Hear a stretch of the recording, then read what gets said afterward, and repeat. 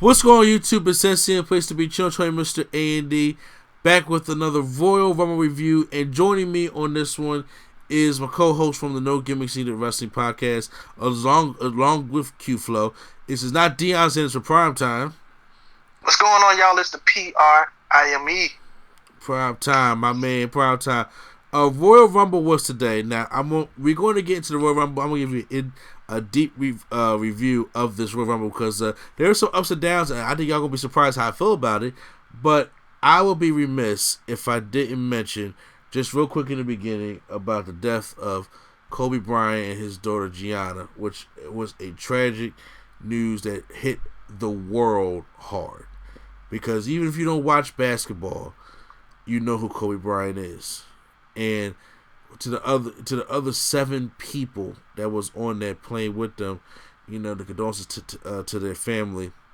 I am, like I said, my channel is dedicated, obviously, to nerd-related topics and stuff, but I am a huge sports fan, and I used to play sports.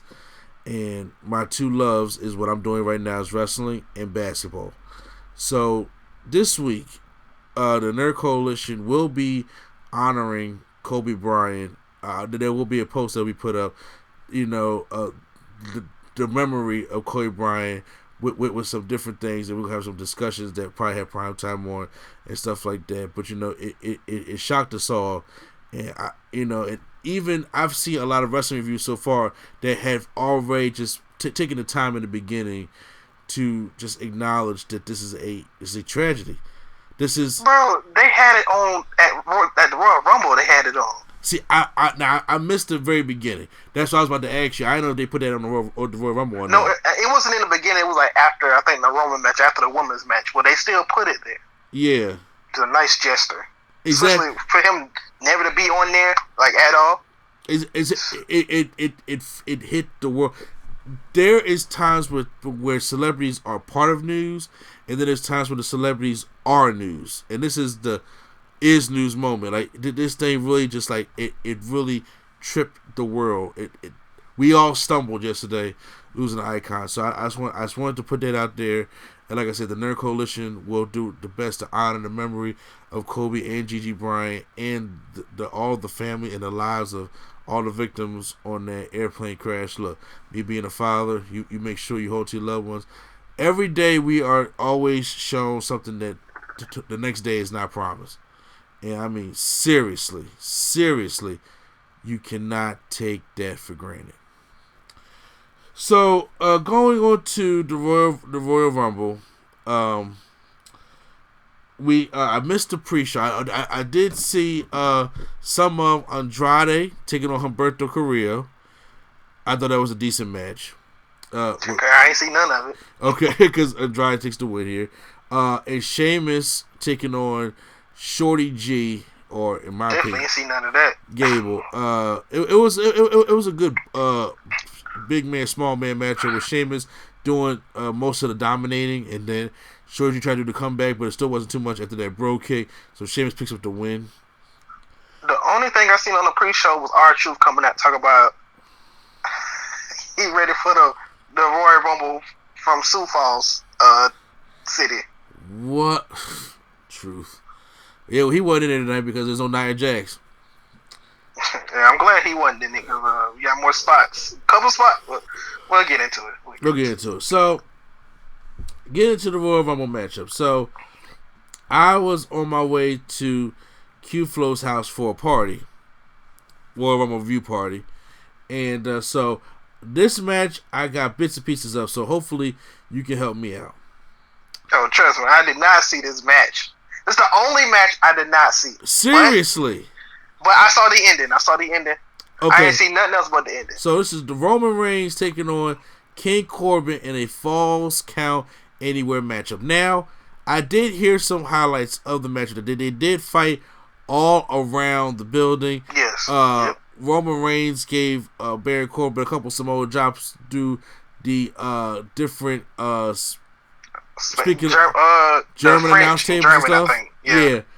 And the fans are chanting USA. There was a porta potty spot which Michael Cole called a structure.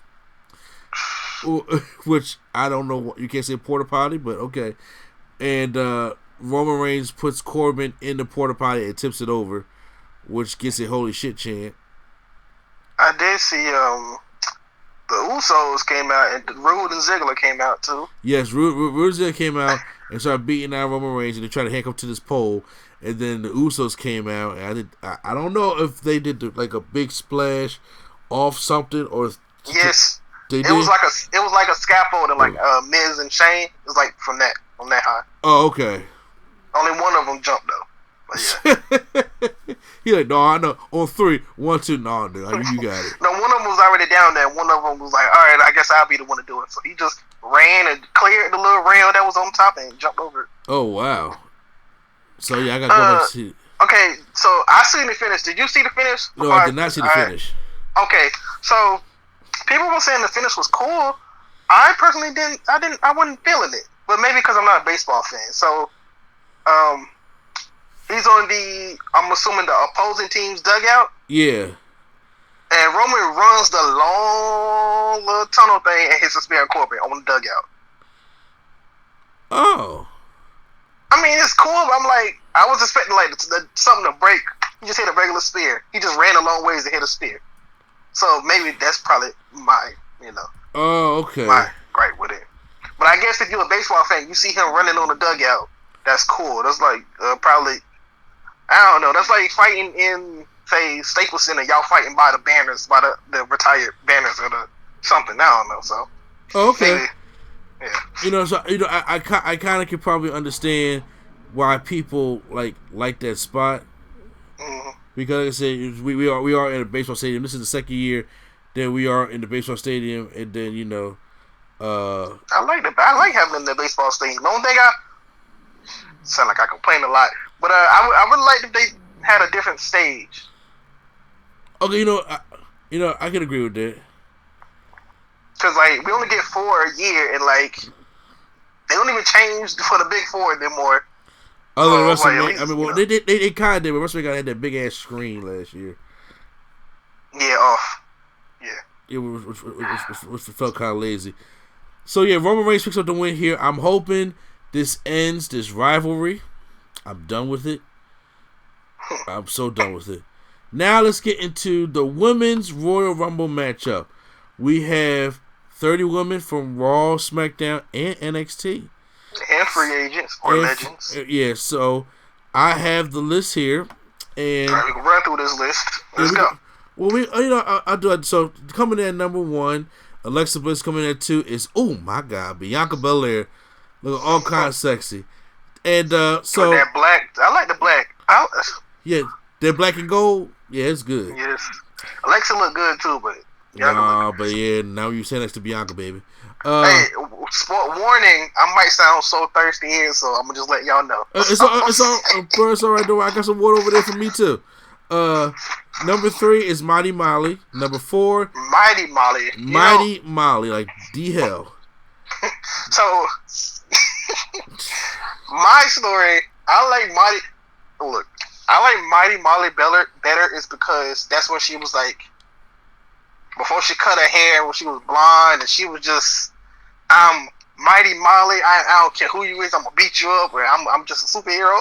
Yeah. I can take all the damage and not get hurt. Exactly. When she turned to Molly Holly and they cut her hair, I was like, oh well, she's still cool, but she ain't a superhero. So I'm glad that they brought that out. Yeah, I was gonna say she came. Molly Holly came out last year, so they gotta do Mighty Molly. So. Nikki Cross comes out and Lana comes out. There's a siren. Now I don't know if she was trying to go for the Houston Asteroids look or the Captain Marvel look, but it looked like the Captain Marvel look. But I don't care. I liked it. Oh yeah. But however, there was a sign that was right next to Lana that said Lana cheats more than the Astros. Damn. That's funny. That's hilarious. That was funny. And she instantly comes out and floats her lines. So did you hear it? She did what? She comes out and she's on the microphone. She instantly floats her line. She said, "I'm the greatest double women's champion ever, women's wrestler ever," or something like that. Well, she fucked that up bad. She look good though. Then, I can't argue with that. Then number 6 is Mercedes Martinez. Oh. So with her being in here, like, first of all, I remember her from WEW and all that stuff. She wrestled, and now she's in front of 40,000 people. So what a come up for Mercedes Martinez. I'm glad they gave her the opportunity, because I ain't trying to be funny, but they know her time was limited because they know she's getting older, so they got to do something with her quick. Exactly. Even like, as soon as she came, I'm not trying to be funny, but as soon as she came out, I was like, oh, she about to get all her dream matches out the way right now. Right now, because everybody's like, who the hell is this? I was like, so, then then it's time for Liv Morgan to come out. So this is where the stuff starts coming out. Liv Morgan comes out, and Liv comes out looking good. I'm surprised Booker T ain't say that. He probably was he on commentary for this match, or was it just the men's? Yeah, I think he was on only the men's, I think. Oh, I was about to say, because I'm pretty sure he would have said second quack a couple times. Yeah, a lot of times. But then Lana eliminates Liv Morgan, but then Liv Morgan eliminates Lana, so the story's not over. But Bianca Belair is not done. Bianca Belair, she goes and uses Alexa Bliss as a battering ram, and she takes and eliminates Nikki Cross with Alexa Bliss. Alexa Bliss stays in the match. Mandy Rose is out next. And then... Oh, wait. No, we got to take some time on this. We got to take some time on this. Mandy Rose, good. First of all, the color, the whatever it is just in the right places, okay? Bruh, I'm going to say it like this. After such a tragic day yesterday, she showed me that God still exists. She showed Otis too. Now, all right. Anyway. Let's see. You jumping the gun real quick. So, then after Mandy Rose is Candace Larae, and after Candace Larae is Sonya Deville. So Sonya don't never get credit for how good she looks. Probably because she's a lesbian. People, yeah. Well, I'm like, Sonya she was amazing too. She do, but I take both of them. I take both of them. So Mandy gets knocked outside the ring. Everybody thinks she's eliminated, right?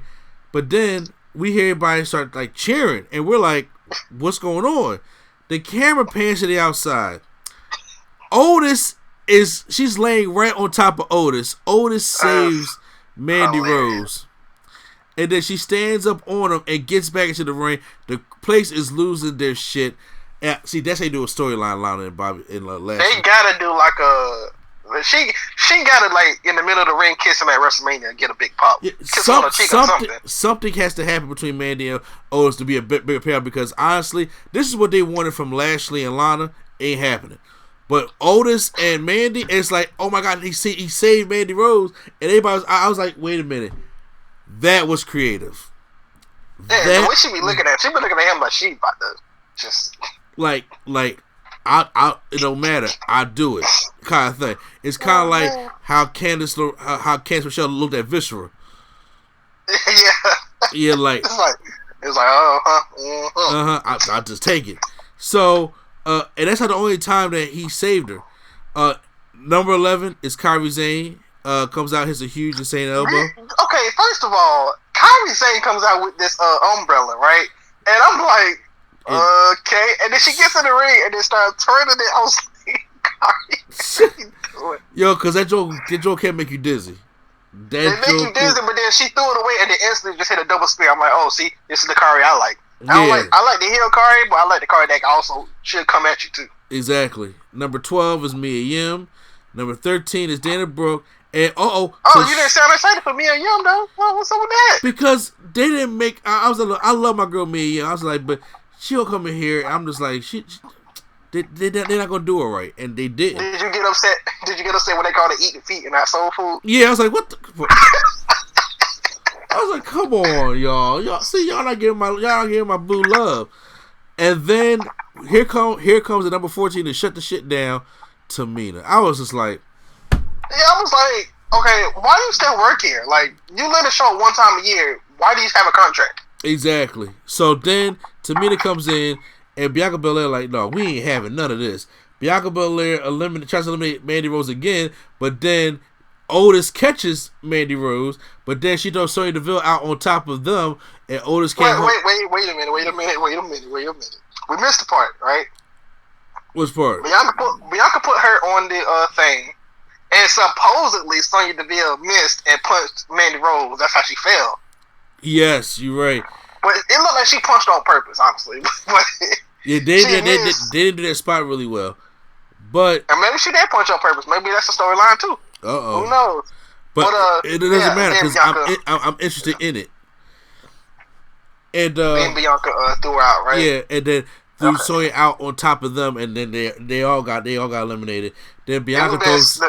I'm telling you, the pot would have been so big if Otis would have saved both of them, though. Wouldn't it ever been? Bianca throws out Candace LeRae, and then Alexa Bliss throws out Kyrie Zane and throws out Mia Yim, showing like I can do this too. And then Bianca Belair tosses out Dana Brooke, and then they show the back toss to Tamina on the outside, and now we're back down to the first two, and everybody's just like on their feet. Yeah, because they was about to witness something special. They thought they was about to witness an Iron Woman contest or something. Exactly. You know? Then after that, we get Dakota Kai, and I'm just like, okay. And I was so happy. I was like, okay, Dakota, she gonna come in here. She gonna be here for at least until like 25. You know, I'm like, all right, she about to be here for a while, right? Yeah. I mean, continue. That didn't happen. Then, sexy ass Chelsea Green come in there, and she's like, and instantly eliminates Dakota Kai. I'm like, well, there goes mine. All right. Yep, and then gets instantly eliminated by Alexa Bliss. Yeah, so I was like, you could just wear that tight ass shirt and them jeans to come in and do that. But she could have eliminated anybody else. Like they could have kept Tamina in there. She could have eliminated Tamina. They could have, but no, they had to get to Bianca. And then I'm like, all right, we back down to Bianca, Alexa, and then here comes the Queen. Well, it was fun with last. Wait a minute. Before I get to this, because this point is going to come back later in the show. Because I said this earlier when I was watching it. Bianca put Alexa Bliss on the turnbuckle, and she like gave her a haymaker, and Alexa Bliss flew back. Her head flew back. I was like, oh, she need to be careful with that, because she could hit her head on the back of the thing. Exactly. And then she did it again, and I was like, all right, Bianca, you got to chill. And then they got back in the ring, and then she eliminated Alexa with the hair thing. So that was that. And she's like, all right, I'm going to get a breather. And then Charlotte comes out. Yeah. And then, so yeah. So you can take it from here. But I just wanted to, like, I called that it was going to happen. Yeah, you all right. You all right, because I was like, yeah, it was earlier in the matchup. That's why you're on here with me right now. Because before Rumble, you need two eyes. Like, you need two refs to get all this stuff in. Charlotte comes out at number 17. And then her and Bianca start sitting and they start, going at it. We didn't get one hair whip in this match. I was kind of upset because they kept ducking it. I think we were supposed to, but it just didn't make that loud sound. No, because she did it, but it didn't make no sound. It went like a. Gotcha. Then Naomi comes in, and with the afro. Yeah. Oh my God, looking lovely. I like when she was like when she skipped to the ring and the afro just bounced. I was like, So Naomi comes out at number 19, out the time warp again. Here comes Beth Phoenix, like she ain't missed a beat. Like she came straight from 2010. Like she did not miss a workout. I'm like, has she been working out ever since? Like seriously, like when she came back for the first one, she was like 10 months removed from pregnancy, or 5 months or whatever. Yeah, she still looked good. WrestleMania, she looked amazing. I'm like, they should make another run or something. I think. See, the thing is, I always said Beth Phoenix retired too early because she retired because she wanted to have a family. I can understand, but she wanted to have a family, and also women's wrestling was not going in the area that it should have been going. Like I think Beth Phoenix was before her time. Put Beth Phoenix when the Women's Revolution thing started. Oh my God! Oh, glam slams for everybody. But I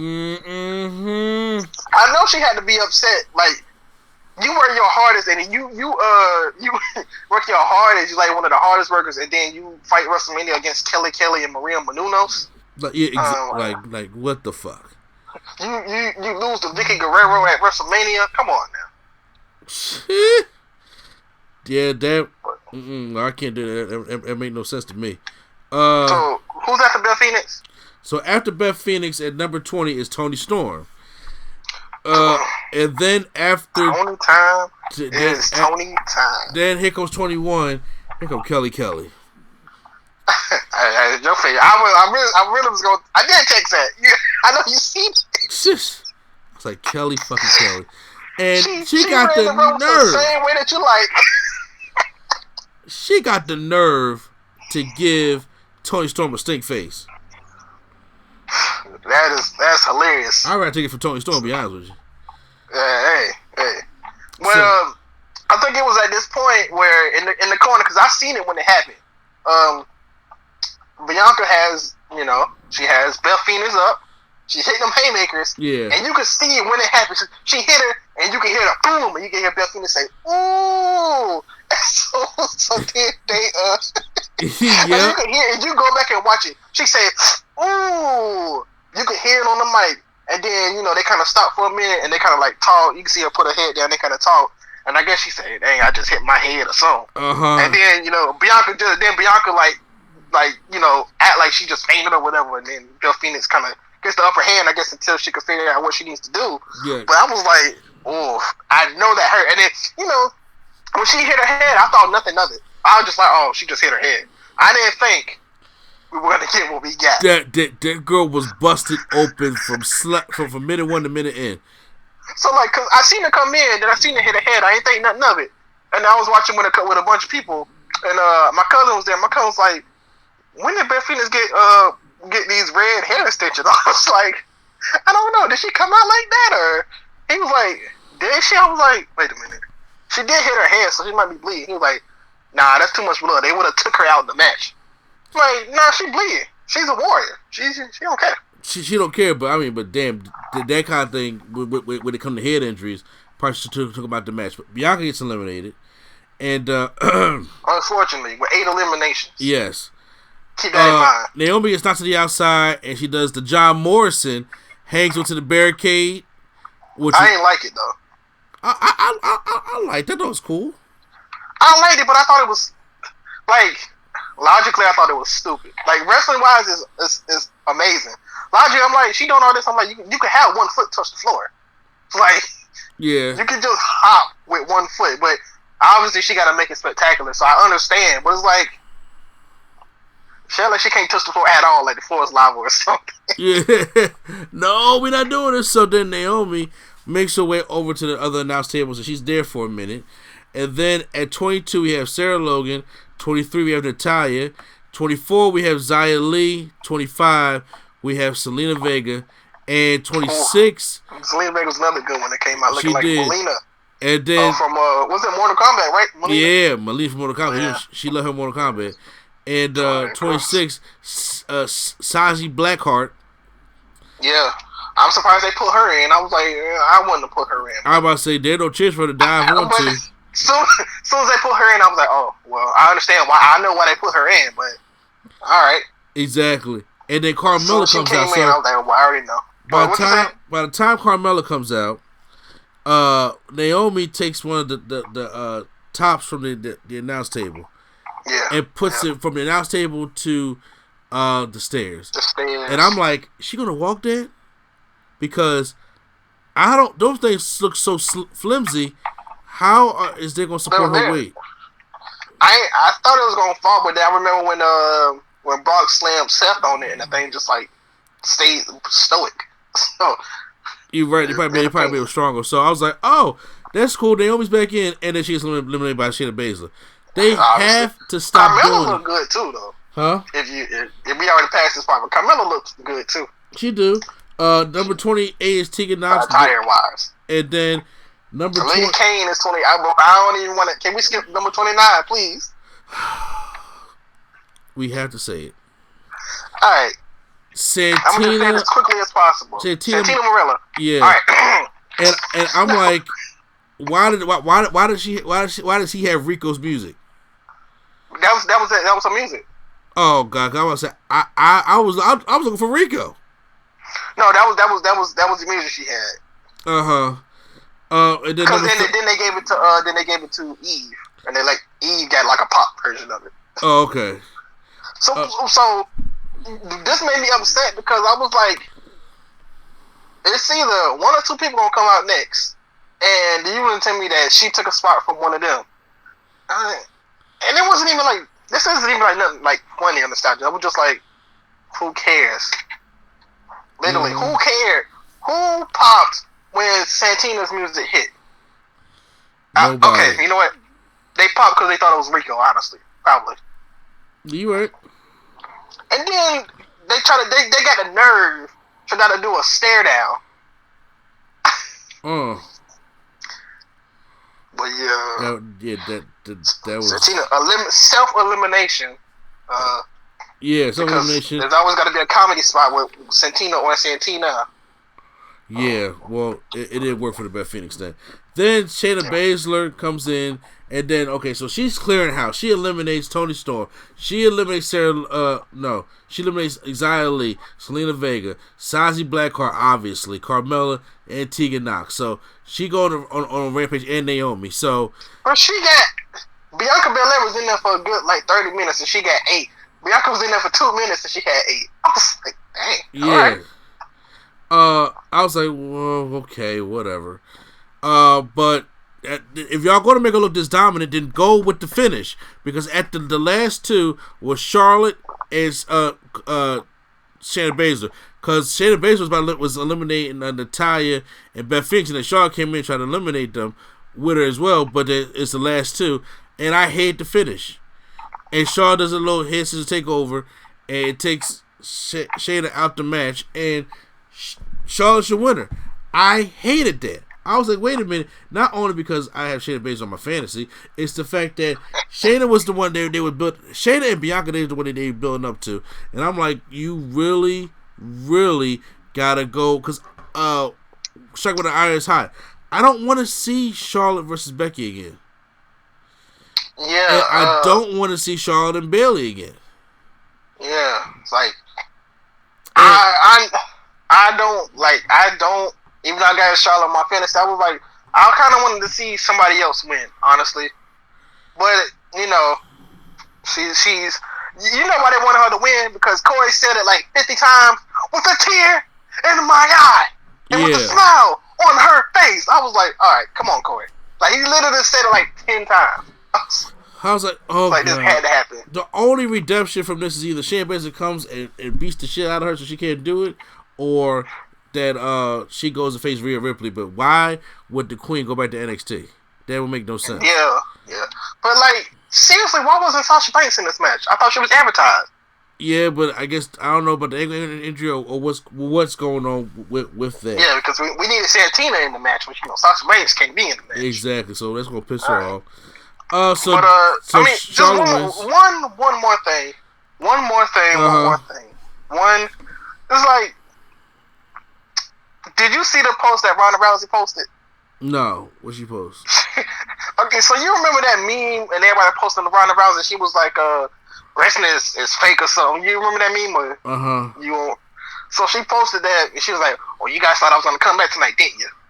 So you guys thought I was gonna be in the Rumble, didn't you? I was like, "Oh, Ronda's a troll." Yeah, she is. But I can admit I liked it. So, what match is after this? So after this is the terrible worst match of the night for the Women's Championship, SmackDown Championship, Bayley versus Lacey Evans. Oh, yeah, I fell asleep during this match. Yeah, Lacey Evans' daughters and husbands in the front. The match is really virtually nothing, and the finish came out of nowhere as Lacey tries to do her moonsault that she almost missed, and Bayley puts the knees up, and then she pins her. Yeah, well, and that's it. It sucked. I'm like, look, Bayley deserves better, but Lacey Evans is not there yet. But that shows you how much depth that the SmackDown roster does not have. If I recall, didn't they say that Bayley's 240 days as champion or something? Yeah. Whew. All right. Well. Okay. I mean, I'm. Yeah. I mean, no, because remember she lost it and then she became a heel and then she beat Charlotte at the second episode of SmackDown on Fox. Yeah, that was like in when? September, October. Yeah, so it's probably in 200. So no, she's probably, let's see, October, the end of October, so November, December, January. So she's not even 90 days yet.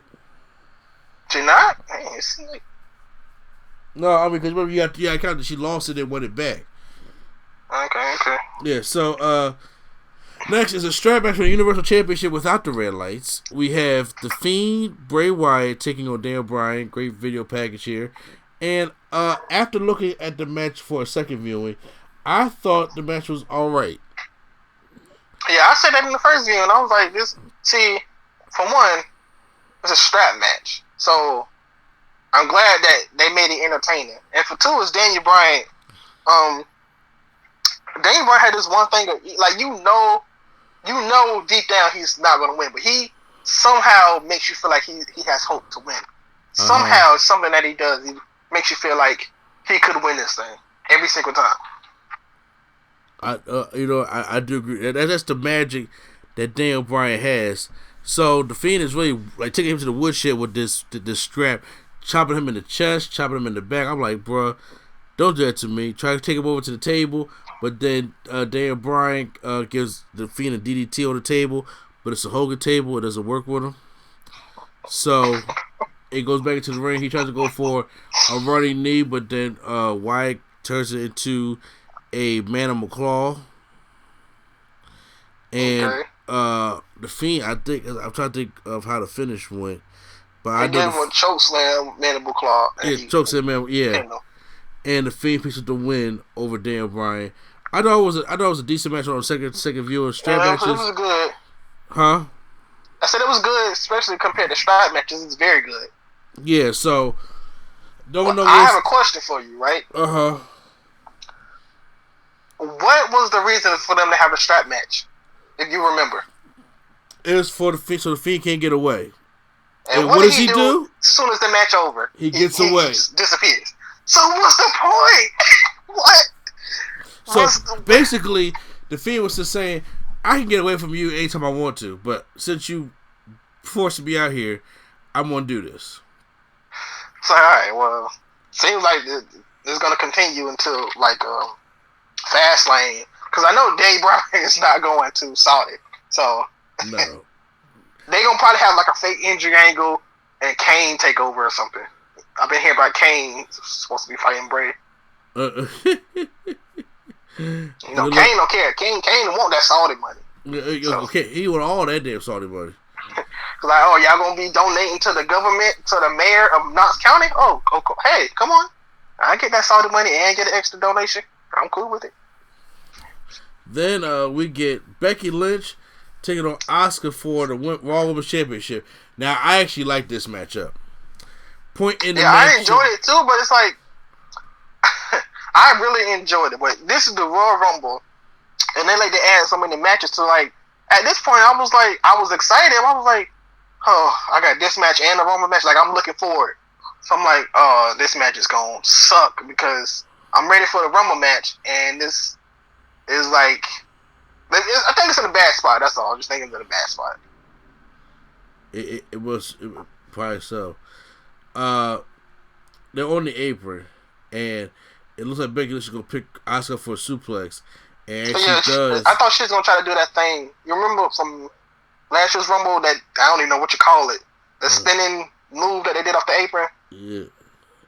But what she does is she drops Asuka face first, long way to fall, off the apron. That like it sucked. That looked like it sucked. But the story here was Becky kept trying to give Asuka the armbar. First of all, Becky needs a better setup move for the armbar, because I hate how Asuka does like these clean reversals out of it, and then Becky just goes back to the arm, like trying to struggle to get down to it. She needs like a roll through like Ronda had or something. She needs a better setup to that. And on top of that, she need a kick to the gut. I don't know what it is about Becky Lynch, but Becky Lynch, she has no lift coming off that top rope. Yeah, she just falls. She just falls, and I'm like, that is the most boring leg drop. And then she's on the middle row. I was like, is Becky gonna go for a Spanish fly? She can't do that. but then she goes for like Yeah. an awkward looking rock bottom or The urinagi. man handle slam or something like that. Exactly, yeah. It didn't look that great, but once again, Becky knows what she should be good at and stick to that. But I think Becky just needs a second finisher in general. Like they try to give her the rock bottom. I'm like, no, she needs like something that looks believable at least. Exactly, because Becky don't make the rock bottom look believable. Like she could do like I don't know, some kind of a net breaker or something. I don't know. Yeah, I don't know because the disarmer she has to do better than that. Cause she got to like struggle. How do you if that's your finisher and you master that finisher? Shouldn't you just know different ways to get people into it? Exactly, but I'm saying if she don't do that, then I'm just saying. And she do that one way. She just all right. I'm gonna get your arm. And, let me try to bend down. Oh nope, it ain't gonna work. Like let me get your arm and do the same thing again. It's like, come on. Yeah, it's you're right. At least Ronda had a different way. Ronda got you in there. Different ways too. So as Asuka is getting ready, this is a distraction from Kyrie Zane. Asuka's about to put the green mist in, but as she about to go for it, Becky kicks her and she spits the mist up in the air and it falls back onto her. And I was like, see, that would have been a good time for Becky's new set of finishing move, but she puts her in the disarmer and Asuka taps out with the mist all over her face, and Becky has done it. She's beat Asuka and got her redemption story for over a year. Is that the first? No, that's not the first time she tapped out. The second? No. So this is like the third time maybe Asuka tapped out. Maybe. I think so. I can't quite think. Wait, first two was the Charlotte. That's right. You have to that figure eight, and then this. She lost the belt at WrestleMania, and then when she lost the belt on SmackDown. Those the only two I could think of than this one. So that's okay. All right. Not bad. I guess they still. Yeah, I'm not mad about it. Now it's time for the 30-man Royal Rumble with Brock Lesnar coming in at number 1. This was not a Rumble. I didn't know what to expect from it, and I'm gonna have to say, after it was all done, I think I like the way it was booked. Yeah, I like the tale of two halves. Yeah. So Brock's out number 1. Coming in at number 2 is Elias. I was like, well, we know what's happening here. He comes and sings a song. Somebody always hold up a Kobe jerseys, and He is over though. Did you hear how loud that walk with Elias was? It was. It was over, and then Brock was like, "Look, I'm done with the singing shit." He goes out the ring so fast, he trips himself. Even I got scared. I thought he was coming after me for a second. And then Elias tries to run away, and then he gets back in the ring. The match starts. He gives Elias a couple stiff German suplexes, takes his guitar, hits it with the wrong way so it don't break. Yeah. I was like, that hurt. Tosses Elias on the outside. Next, Eric Rowan. Eric Rowan comes in. I'm just like, he puts his. I thought Eric Rowan was going to at least last the 90 seconds. Exactly. Silly me. And he starts with Eric Rowan, and he gives him a German suplex, and I mean like a nice clean one, and then he tosses Eric Rowan right back to the outside. Eric Rowan don't even last in there that long, so I was like, okay, that's like 8 seconds. 8 seconds. So this is what I think is happening. When I said this, I was like, okay, they're all people that Brock Lesnar have not gone up against. They're going to put them up here first. And I was like, okay, so let's see who Brock will go up against now. Number 4, Robert Roode comes out. So Robert Roode takes the F5 kind of funny with the bounce, and then gets tossed to the outside. Robert Roode's done. Number 5 is John Moore. So I was like, oh, I wish they use you later in the match. I wish him and the Miz would have switched spots. Yeah, I agree. I agree. Him and the Miz should switch spots. I mean, we haven't seen you in 9 years, and you come in the Rumble get eliminated. Like that. I mean, and Brock catches him and gives him a huge belly to belly over the top rope, and Morris is done. Then number 6 is Kofi. The crowd goes nuts. Like, all right, let's do this. Oh, yep. They're like, yeah, we already know what's about to happen. So Kofi gets in there, and then Lesnar tries to undercut him, but he starts beating him down a little bit. But then Lesnar catches him and puts him in a suplex city, and it puts back 2 of them, and he's like, he's out. But then As he's out, number 7 is Rey Mysterio. And I was like, is he coming out with the pipe? Is he coming out with the pipe? He doesn't come out with the pipe. But then when Mysterio comes out, then everybody's like, it's about to be bad for Brock. Exactly. And then after Mysterio tries to attack him, then Big E comes out. I'm like, all right, they gonna jump Brock, and they do. Yeah. Kofi hits a Trouble in Paradise. Big E hits a big ending, and Rey Mysterio hits a 619. All on Brock Lesnar. They should have reversed it, but all right, I ain't complaining. Huh? They should have did like a Trouble in Paradise, and then he staggers to the ropes, and then the 619, then a big ending. But you know. Exactly, but you know they do secrets, right? And then. But this, you know what? I gotta say, this is Brock is scary. He is. He's scary, strong, scary, athletic, God. And then all of a sudden Brock's like, you know what? Screw all this. Takes Rey Mysterio, you're going. Clotheslines Big E, you're going. Gives Kofi an F5 over the top rope, you're going. Clears house again. But Big E was in the poetry in motion position, and Brock jumped on Big E's back and did a flying clothesline to Kofi. Oh my God! As he caught Mysterio and tossed him out, I was like, see, Brock is... Because I told y'all, Brock is a legit athlete, but he only going to do at his age what he's required to do. He ain't doing that shit no more. Remember, Brock threw him out, and like... Remember, Brock was roommates with Shelton. They formed the group. You said what? Remember, Brock was roommates with Shelton, so Shelton taught him all that shit. Yeah, Minnesota stretching crew. Exactly. And after Big E, here comes Cesaro. A dream match that we wanted to see, Cesaro and Lesnar. But Cesaro goes to get the uppercuts, but then Lesnar easily gets rid of Cesaro. Man, get that out of here. Lesnar, hey, get that out of here. Yeah, thanks, WWE. And then after Cesaro comes number 10, Shelton Benjamin. Oh, yeah. I never thought... First of all, I'm going to tell you this. It looked like Brock was legit happy to see Shelton Benjamin. I'm sure he was. Like, all right, I can take a break for a little bit. Something. Exactly. Yeah. Shelton comes out, and he hugs Paul Heyman, and then... dancing to his music and all that. Exactly, yeah. And then he comes out, and then they all hug and embrace him, and they reunite and everything. I'm just like... Even though Brock knew what was going to happen, like he was like genuinely happy to see Shelton Benjamin. But here's the dumb moment for me. I felt, why are y'all bending down, crouching, looking towards the stage?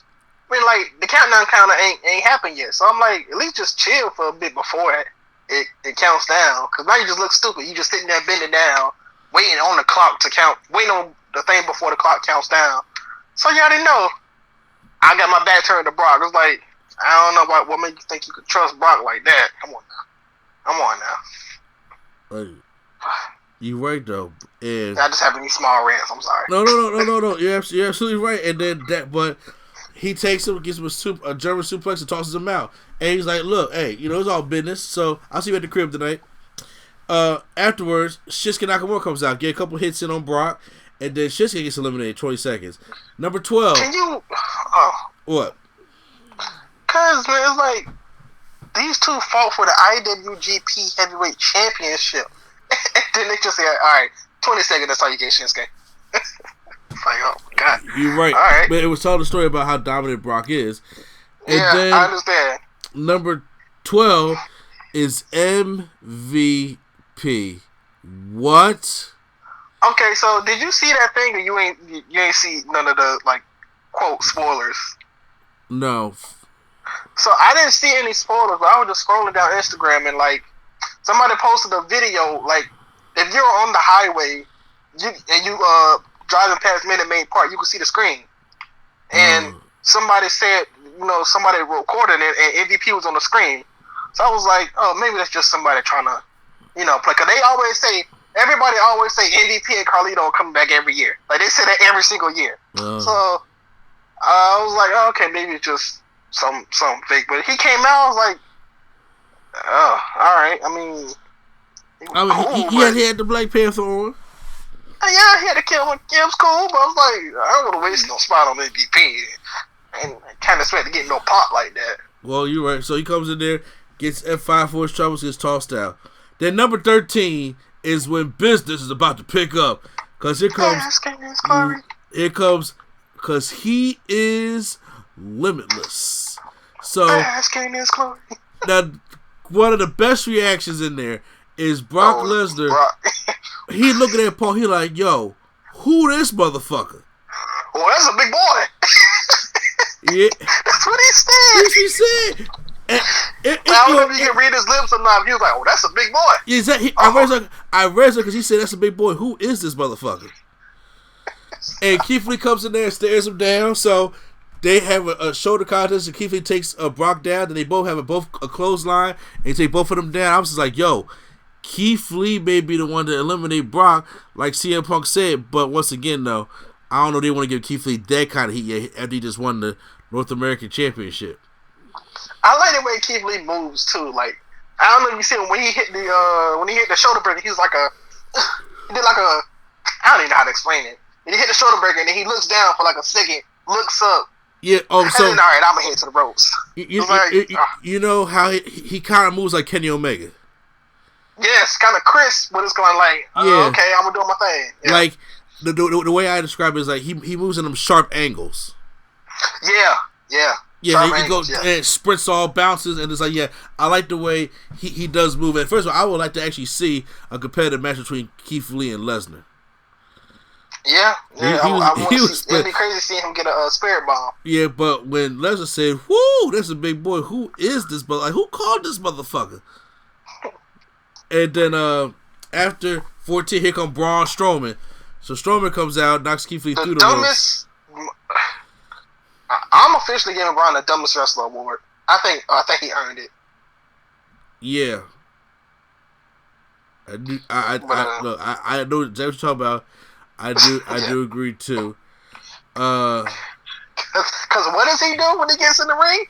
I'm not gonna go after Brock. I'm gonna go after Keith Lee. That's down on the outside of the ring. Exactly. I'm like, yeah, because he know if he give Brock them knees, you know what I'm saying, he getting stiffed again, and you know he already got Strowman all scared. Number 15 is Ricochet. So Ricochet comes to the ring. Oh shit. And Keith Lee and Braun are fighting, and then Brock comes in there and just knocks both of them out the ring. I was like, damn it! I was hoping Keith Lee stay in there. Yeah, so when I seen Ricochet came, I thought it was going to be Ricochet and then R-Truth, and he was just going to get both of them out because they both kind of interrupted him on Raw. Yeah, but the Ricochet got his heat back, even though the Ricochet heat, I wanted to go to Kofi Kingston, but I mean, I got why I did, because there was better storytelling going to Ricochet. So Drew McIntyre comes out at number 16. And then Lesnar looks at him like, oh, I got to take my gloves off for this one. Like, I got to take my gloves off for this one. But then, as he's doing that, he gets low blow by Ricochet, and the Claymore kick right over the top rope, and Drew McIntyre with a kip up and just stares at him. Hey, he showed it like how when Stone Cold did the stunt of the Booker T in the Rumble, and he just like flipped all the way over the rope. Exactly. Like, what? So I'm telling you, bro, I want to sell for you. He'll sell. Oh, exactly. And the whole time, McIntyre is just looking at Lesnar. Then here comes The Miz at 17, and then he gets tossed out in 30 seconds on McIntyre, and he goes right back to looking at Lesnar. And then AJ Styles comes out, and he slows that attire, so nice. And Brock goes away. So that's the match for WrestleMania. I know it is. I already, even if McIntyre didn't win, I already knew that was the match. Then you stare somebody down like that, that's automatically the match. Here comes Dolph Ziggler in the ring. I don't know why I still have my heart to this guy, but I do. He comes in and instantly is like, we were teammates. Didn't he say we were teammates or something like that? Like he tries to team up with him. No, I mean, he said, basically like taunting him, like, this is what you want. You want separation, so you gonna eat all this. Then number 20 is Carl Anderson. And I love Carl Anderson, but him and Gallows later don't need to be in the Rumble. Like, honestly. At first I said, but like, tag teams don't need to be in the Rumble. Like, but I understand why they did it for a spot later, but I'm like, they could have did that with some, I don't know. But you didn't need to steal 2 Rumble spots with Gallows and Anderson. I agree. I do agree. After Carl Anderson, we're at number 21, and then when it counts down, we hear, "You think you know me?" And it's Edge. Edge returns. The fireworks is going off and everything. I'm just like, Edge is back, baby. Mid-rumble. Say what? He had pyro mid-rumble. Exactly. Nobody else had pyro. At 21, the Hall of Famer Edge is back, looking all cut and shredded and old, but he's looking shredded. Oh, he looked like he was about to cry too. I was like, oh, don't cry. And he comes in there and gives a Edge. I love Edge. I respect Edge and the Hall of Fame and everything, but he has one of the worst spears. Well, at least you didn't get to see the first one. So yeah, because the cameraman was like on there, because the camera was like, I ain't trying to record that shit. Then okay, somewhere in between this, AJ Styles gets hurt. I was just about to say that. So what happened was like, AJ. Huh? No, I don't know if you've seen it or not.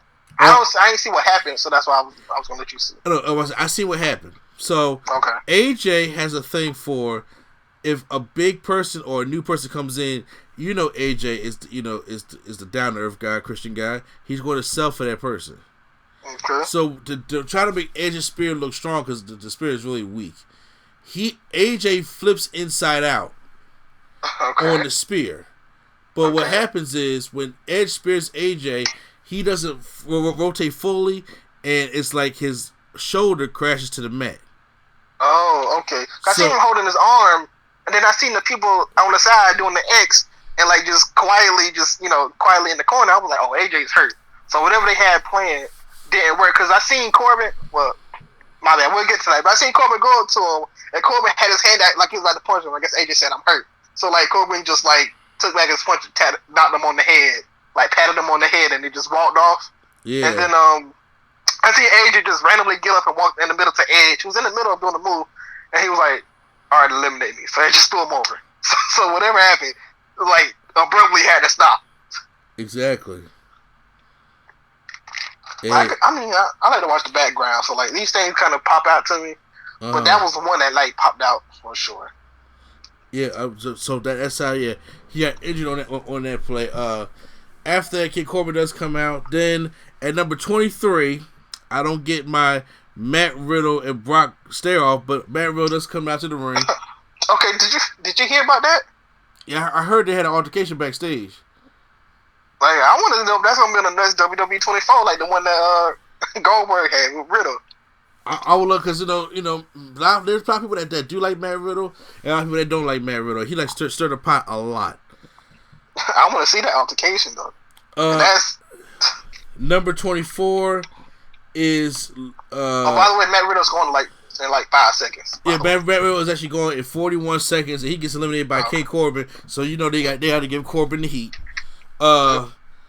Luke Gallows at 24, Randy at 25, Roman at 26, Kevin Owens at 27, Aleister Black at 28, Samoa Joe at 29, which leaves the Monday Night Messiah and his crew. Yeah, at 30.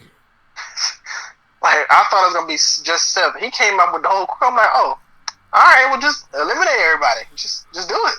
All right. But AOP as well get the dumbest wrestlers of the year, because they pull them under the ring and beat them up. You're absolutely right. So now, since we have the whole Monday Night Messiah out there with Buddy Murphy and AOP, they are not going to allow Seth Rollins to get eliminated, but they're going to take out everybody else. Aleister Black trying to go bounce off the ropes, and then he gets knocked down by Buddy Murphy, gets distracted, and then Aleister Black gets eliminated. Then we have Samoa Joe and and Kevin Owens, who was hitting powerbombs all night.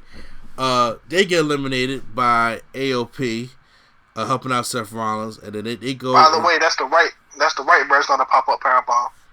Oh, it's called the what bomb now? I said that's the right version of it, not the sit-down pop-up powerbomb. Yeah, it's the right version of it. Yeah. So after Owens and Joe get eliminated, they go take the fight into the aisleway with the whole Monday Night Messiah thing, and then Seth Rollins is left in the ring being stared down by Orton, Edge, who else? Roman and Drew McIntyre. He just gave Roman the courage on top. Hey, shield, right? Yeah, come Shield. on, help me out. Come on. So after he gets a slew of moves, he gets tossed to the outside. So now it's down to just 3. And I was would have like, thought Edge would be in the Rumble, let alone be the final 3. Exactly. So Orton tries to go Ray RKO again, but then tries to hit Edge with an RKO himself, and then Edge's like, all right, no, it's cool. He turns around and then tosses Randy Orton to the outside, and I knew that was gonna happen. I knew one of them was gonna turn, because I was like, they both sneaky. So which one is sneakier? And I was like, Randy Orton probably learned his sneakiness from Edge, so it makes sense. No, you're absolutely right. You're absolutely right. And then, so, it's now down to Drew McIntyre, Roman Reigns, and Edge. And then Edge hits a bad spear again on Roman Reigns. But they go to the outside on the apron. They can't get themselves together. And then, oh God, Edge is eliminated by Roman Reigns as Roman starts hitting his hands off the ropes when they're both on the apron. The Shawn Michaels style. Exactly. Then it's down to the 2, and Reigns goes Superman punch. By the way, just real quick, this is Roman's like 4th or 5th straight final 2. Yeah. Minus the 2016, he was final 3. But yeah, no, you 14, him and Batista. 15 was him and Rusev, I think. Yeah. 16 was Triple H and him and Dean. 17 him and Orton. 18 him and Shinsuke. 19 he wasn't in it, so I guess 19 is the one that counts, and then this one. So like, yeah, Roman has been close a couple times.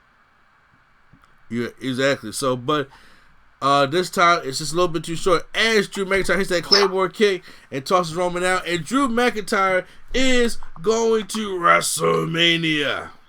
Yep. I thought he was gonna win last year, but that's okay. He won this year, and he is hopefully on the rocket ship. Oh yeah, I hope so too, and especially with this Patreon coming around, I really do hope so. So, what do you guys think, or who you guys think is well, but yeah, how'd you like the Royal Rumble? Royal Rumble was decent. Like the matches were okay. Like women's match, I didn't really care about. The Bayley women's match, I didn't really care about. The Becky and Asuka match was good, but it just seemed long to me.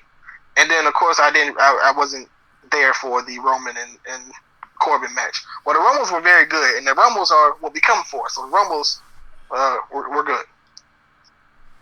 Yeah, I'm gonna give it a passing grade. Like I said, if I had to pick a grade, it would be like a B grade, because once again, looking back on it, I enjoyed both Rumbles. I didn't like the finish of the women's, but I still enjoyed the Rumble.